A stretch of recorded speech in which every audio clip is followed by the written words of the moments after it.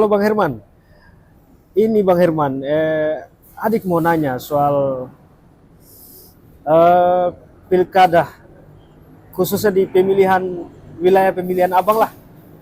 Eh, Kalau nggak salah di Buru Selatan ya Bang. Betul, betul.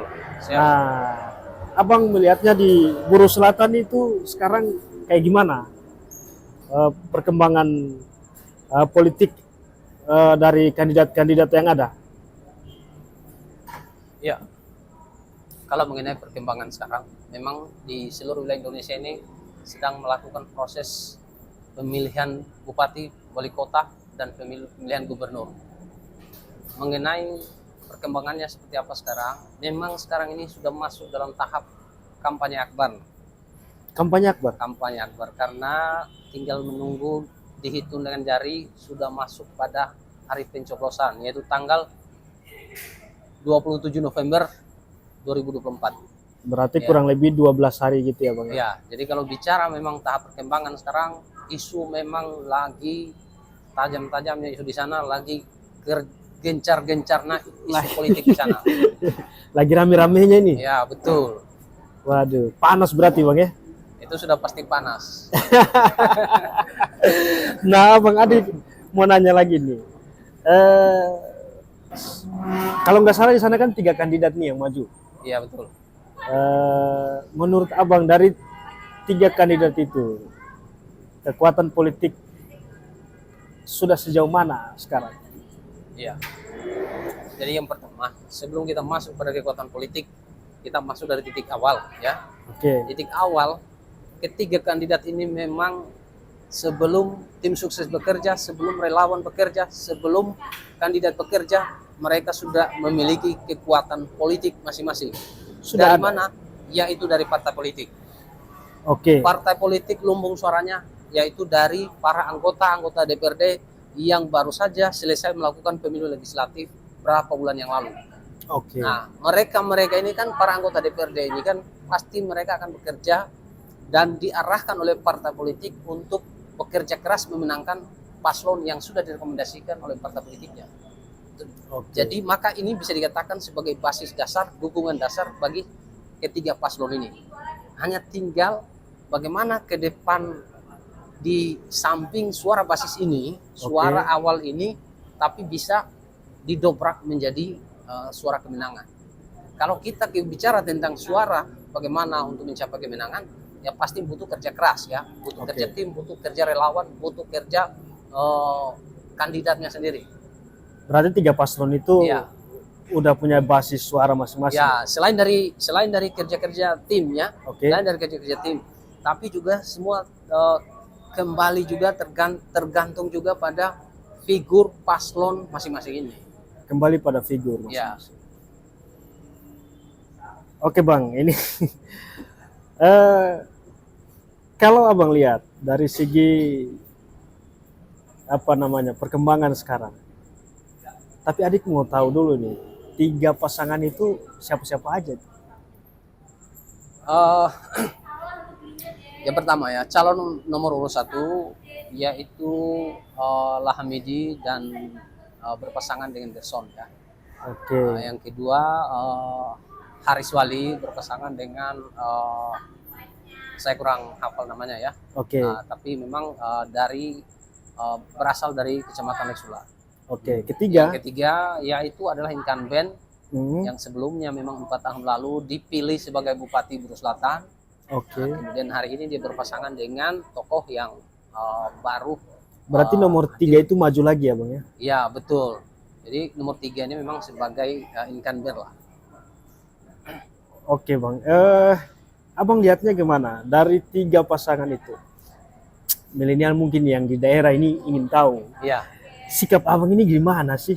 jadi Apakah abu-abu atau memang sudah ada pilihan? ya. Jadi pertama, sebelum saya menyampaikan kira-kira saya abu-abu atau tidak, saya mendukung siapa, ya. Oke, Biar kita semua sama-sama fair dan kita bisa melihat, mengukur secara ilmiah seperti apa pandangan politik kita yang harus rasional dong. Dalam Oke. sebelum kita menentukan pilihan itu, yang menurut kita, wah pas saya menentukan pilihan pada paslon ini. oke, Nah, yang pertama ya, Saya mau menentukan pilihan pertama sebagai figur dia, ya, Oke. figur paslon itu seperti apa. Nah, yang Oke. kedua, saya harus punya target kemenangan, gitu. Walaupun memang orang mau maju di dalam pemilihan, Oke. harus diawali dengan keyakinan dia akan menang, ya. Oke. Tapi bagi kita para pendukung, bagi kita para pemerhati pihak ketiga, kita juga harus memperhitungkan kemenangan. Dia harus menang dong, seperti itu. Artinya kalau dia menang berarti dia diinginkan oleh masyarakat, gitu.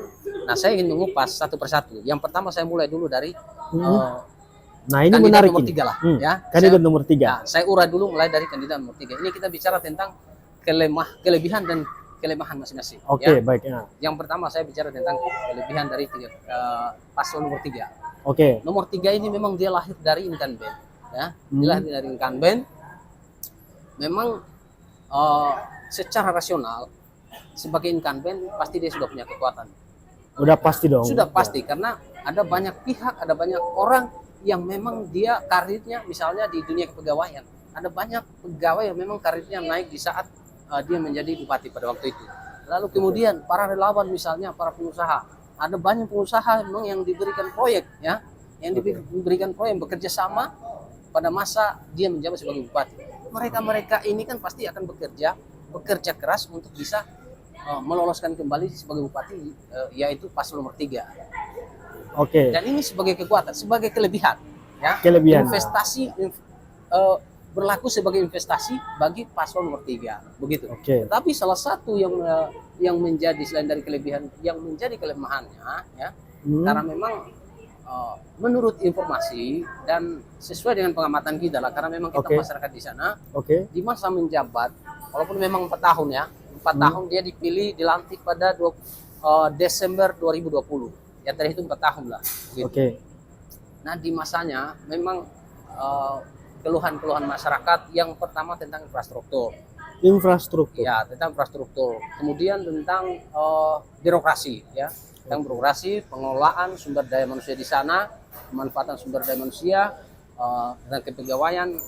Menurut informasi kalangan masyarakat memang kurang begitu bagus, ya. Kurang Nah, memuaskan gitu ya, Bang. Kurang memuaskan. Pertama itu di dunia infrastruktur. Oke. Itu sangat lambat sekali pembangunan. Itu salah satu kelemahan yang memang bisa melemahkan kekuatan dari paslon nomor 3. Itu menurut saya. Oke. Lalu kemudian kita masuk di nomor 2 nih. Nomor 2, ya. Oke. Baik. Nah, nomor 2 ini yang pertama memang lahir secara tiba-tiba. Lahir tiba-tiba. Ya. Memang ini juga merupakan putra terbaik lah, ya. Kita juga tidak bisa munafik bahwa memang dia juga putra terbaik, ya. Di usianya yang masih muda, dia memang bisa mencapai karir sampai pada maju sebagai calon bupati, seperti itu, ya. Oke. Nah, kelebihannya ada itu pasti ada dong kelebihannya. Yang pertama, kalau kita bicara tentang orang yang baru lahir, ya pasti dia tidak punya dosa, ya. Artinya, ini analoginya ini aja, Bang, ya. Ya. Analoginya kan memang tidak punya dosa lah, seperti itu. Karena dia tidak punya jejak yang buruk di mata masyarakat. Yang pertama di dalam dunia politik, ya. Di masa apakah dia bukan pejabat, dia bukan sebagai apa begitu tokoh di sana, ya. Seperti itu. Dan itu memang menguntungkan dia, begitu. Nah, akan tetapi selain dari kelebihan dia sebagai tokoh yang baru maju di sana, ya, posisi dia sebagai orang baru juga menjadi salah satu kelemahan. Kenapa? Karena tidak ada investasi politiknya. Tidak ada investasi, tidak ada karir politiknya di sana yang menjadi pegangan masyarakat, ya, yang diambil manfaatnya masyarakat sebelum dia maju, ya. Karena kita bicara tentang variabel dukungan. Orang, motivasi orang mau mendukung, kira-kira daya tariknya apa, begitu, ya. Bukan hanya semata-mata saya mau menghadirkan tentang program kerja pembangunan infrastruktur, ya. Nah, pembangunan kemajuan ekonomi. Nah, kemajuan ekonomi semua orang punya visi misi ke sana, begitu. Tetapi semua dikembalikan pada personal tadi, ya. Investasi politik itu sangat penting. Karena apa? Itu orang maju sampai 2-3 langkah mendahului. Kalau kita bandingkan orang yang lama yang sudah punya investasi, kita tidak punya, begitu, ya. Investasi misalnya dari paslon nomor 3 tadi, ya. Dia sudah punya investasi, nah sudah banyak orang yang dia libatkan pada masa pemerintahannya dan manfaatnya langsung dirasakan. Oke. Orang-orang inilah yang akan menjadi salah satu kekuatan seperti itu. Oke, kembali nomor 3 ya. Nomor berapa? Nomor 1 ya? Ya. Nomor 1 menurut kamu? Nah, kalau kita bicara nomor 1 ya. Hmm. Nomor 1 ini pertama saya sampaikan ya. Isu memang yang berkembang di sana justru dia dianggap sebagai salah satu incumbent ya. Mereka ini Oke. dianggap seolah-olah mereka sebagai incumbent. Karena apa? Nomor 101-nya yaitu LHM, dia menjabat sebagai anggota DPRD selama 15 tahun.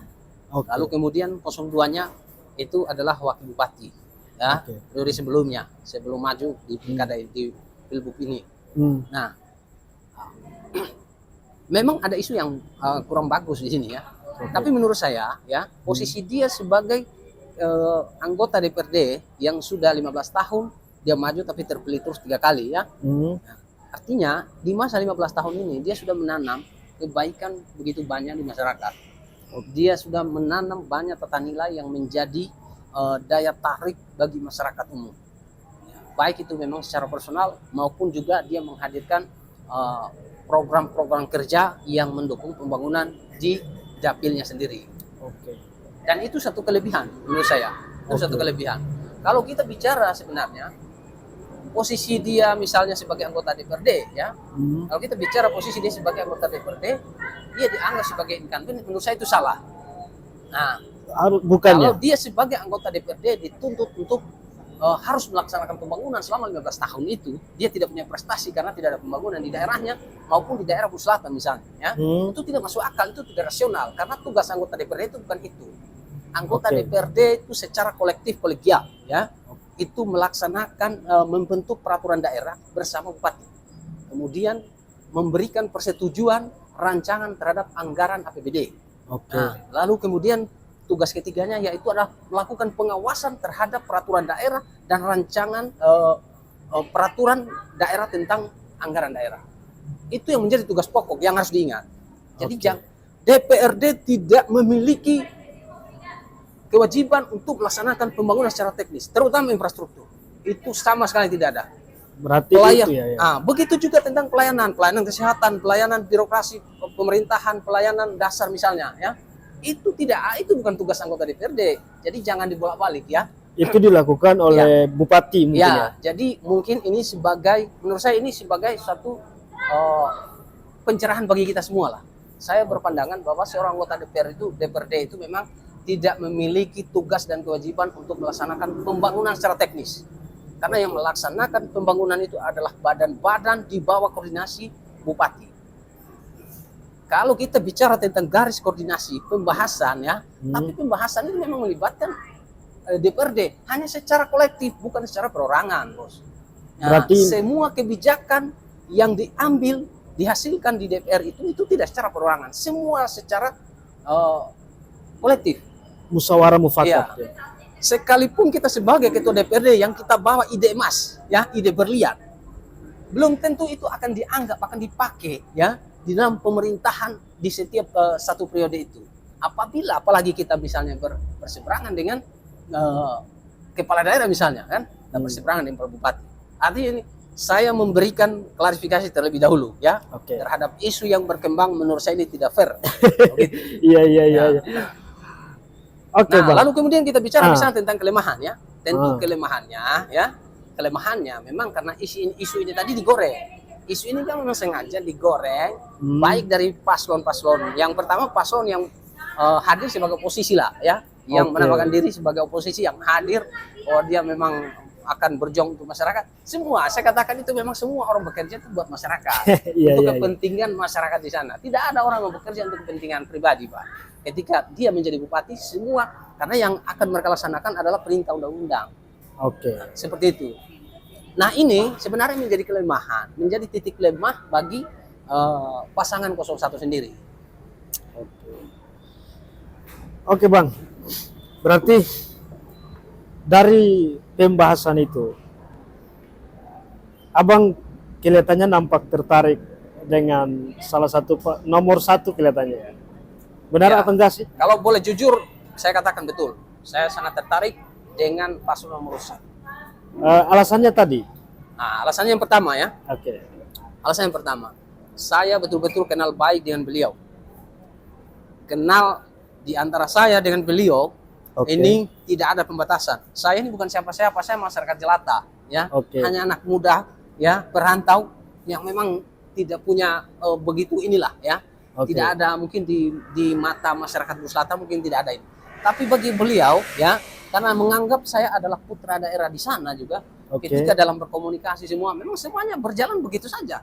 Oke. Ramah orangnya, baik orangnya, ikhlas orangnya, dan Oke. itu menurut saya itu sosok figur yang sangat bagus untuk pemimpin ke depan. Oke. Pemimpin itu dia harus baik yang pertama. Yang kedua dia harus ikhlas. Ikhlas dalam arti dia tidak memilih dia dari mana, dia anak siapa. Itu tidak ada pembatasan-pembatasan seperti itu. Oke. Orangnya tidak angkuh. Tidak angkuh. Iya, tidak ada keangkuhan, sifat-sifat keangkuhan. Karena pemimpin kalau angkuh bahaya, Pak. Pasti pertama mulai melaksanakan pembangunan itu sudah terjadi konflik di masyarakat. Ingat, setiap pembangunan mau di daerah mau di pusat, semua ada imbasnya ke masyarakat. Imbasnya apa? Karena setiap pembangunan pasti akan memakai lahan-lahan masyarakat, di mana lahan itu memang sedang dimiliki, digunakan, bernilai bagi masyarakat. Kalau pemimpinnya aku tidak mau tahu karena ini dengan atas nama kepentingan negara, begitu. Ya, Tapi ya, bagi ya. orang yang baik, ya, yang memimpin dengan menggunakan hati nurani, pasti akan memikirkan hak-hak itu. Dan saya katakan, ya, banyak isu yang memang dari berapa tahun yang lalu, dari 10 tahun yang lalu, di daerah Buru Selatan ini kan memang sudah 15 tahun, 3 periode lah, ya, sudah 3 periode. Ini memasuki 4 periode. Isu yang berkembang di sana, saya sendiri karena memang saya adalah backgroundnya sebagai seorang pengacara, ya. Oke. Banyak keluhan masyarakat di sana pada saat terjadinya pembangunan, terutama pembangunan jalan, ya, pembangunan jalan antara jalan dari kota ke pedesaan.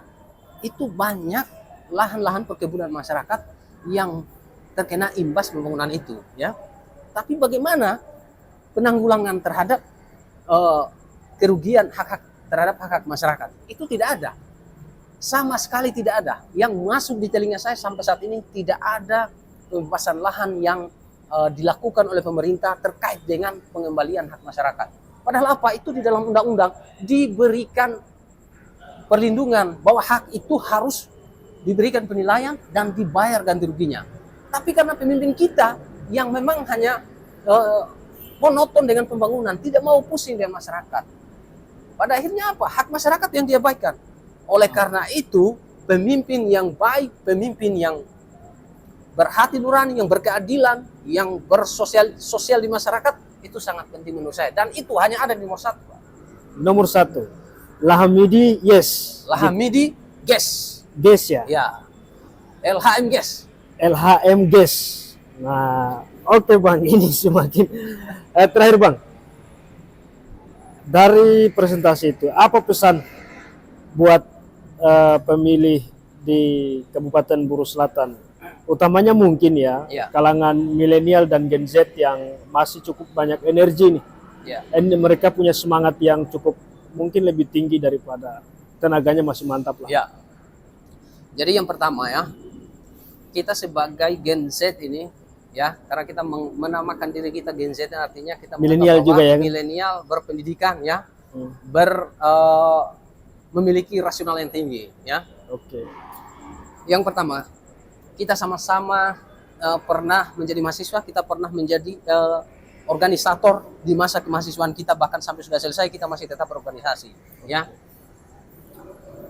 Karir di dunia organisasi, oke, kita akui, ya, itu kita akui sebagai prestasi kita di masa kita beraktivis, di masa kita bermahasiswa, ya. Tetapi ketika kita berbicara tentang kepemimpinan dalam satu daerah yang besar, maka tidak cukup hanya untuk kita berkarir di dunia organisasi. Karena apa? Domainnya sangat berbeda, Pak. Oke. Ruang lingkup pekerjaan, ruang lingkup tugas dan kewenangan yang ada di daerah, yang ada di dalam ruang lingkup kabupaten itu sangat besar. Bahkan orang-orang yang akan kita hadapi itu bukan kalangan mahasiswa, Pak. Mulai dari kalangan mahasiswa, orang pintar, sampai kalangan tua yang paling pintar juga dan penuh dengan pengalaman. Oleh karena itu, dia harus dibarengi dengan orang yang betul-betul memang berpengalaman.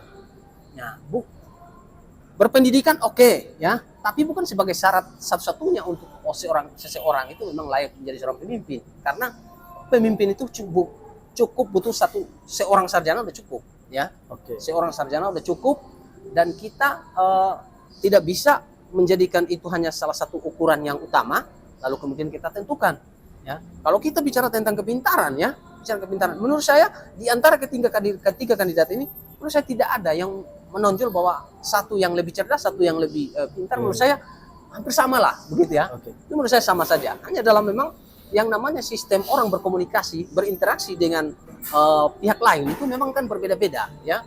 Ada orang yang memang lebih fasih berkomunikasi secara langsung. Ada orang yang memang komunikasinya memang dengan orang banyak agak sedikit ini ya, kurang begitu bagus begitu. Tetapi persoalan ide ini memang tidak mesti muncul di mata publik, Pak. Ide ini muncul banyak di saat kita itu memang sedang ada ketenangan, kita berdiskusi dengan teman-teman. Yang penting kita terbuka, yang penting pemimpin itu dia terbuka, Pak. Kalau persoalan ide, ada banyak generasi muda yang siap menyumbangkan idenya. Saya sendiri siap untuk menyumbangkan ide saya, mau berbicara hukum, mau bicara ekonomi, mau bicara tentang sistem pemerintahan, penataan birokrasi, mau seperti apa pelayanan, saya juga mau wajibkan diri saya untuk berpartisipasi dalam pelaksanaan pembangunan pemerintahan di daerah Bugis Selatan. Dan selain dari saya, masih banyak generasi-generasi yang lain, selain dari generasi, masih banyak orang-orang tua yang memang sudah kawakan dalam dunia pemerintahan. Oke.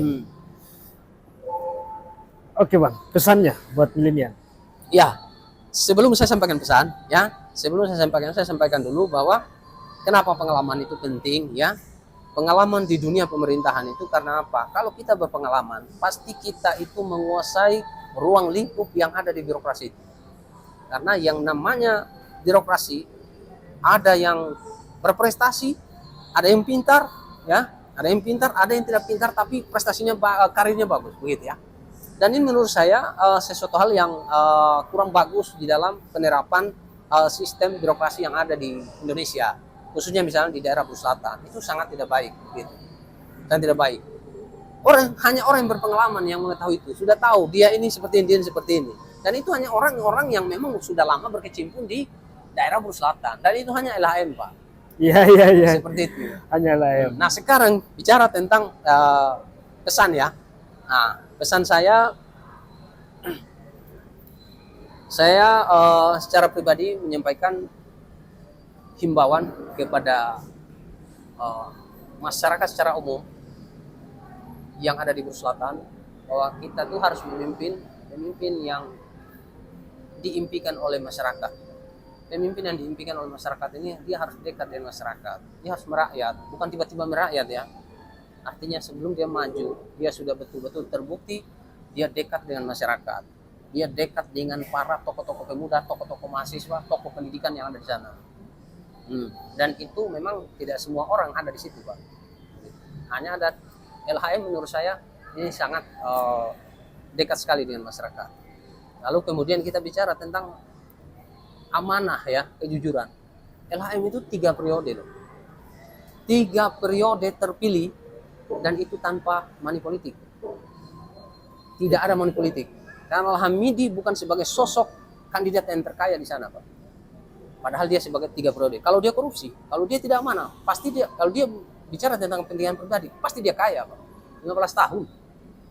Nah, tapi karena memang ini didukung karena kejujuran, dihambat oleh kejujuran dia, amanah dia bekerja sesuai dengan peraturan yang ada, makanya dia hadir sebagai sosok yang kaya. Dan menurut saya pemimpin itu bukan orang yang mengejar kekayaan, tapi orang yang betul-betul memang memperjuangkan aspirasi masyarakat, berpikir, berbuat, bertindak tentang kemajuan daerahnya sendiri. Dan saya mengajak untuk para generasi muda, kalangan tua, masyarakat umum, para simpatisan yang belum memiliki dukungan, mari kita dukung 01 LHM GES untuk menang. Satukan pendapat kita dalam satu putaran. Dalam satu putaran. Tanggal 27 November 2024. Satu putaran.